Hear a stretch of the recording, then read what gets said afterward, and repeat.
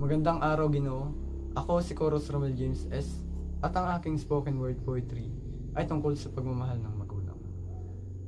Sa mundong kinalakihan ko, ni minsan ay hindi ko nasilayan ang yakap, ang lambing, ang tinig ng isang magulang na nagsasabing, "Anak, mahal ka namin."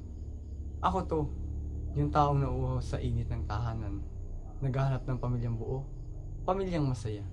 Pamilyang kahit mahirap lang, ay mayaman naman sa pag-aaruga. At pag-unawang kailanman, ay di ko naranasan. Sa gabing kay dilim, eto ako, sa isang sulok ng bahay. Tahimik na nakaupo, tinatanong ang sarili, ano bang pinagkaiba ko sa kanila? Bakit parang ako lang ang kulang? Ganito na lang ba ang kapalaran ko? At sa bawat tanong, may kirot, may piraso ng pusong humihingi ng sagot. Kailan ko mararamdaman ang pagmamahal na matagal ko nang hinahangad?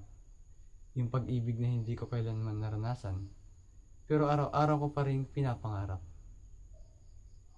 Hindi ko alam kung darating pa ang araw na maranasan ko ang hiling na bata pa lang ako'y inaasam ko na.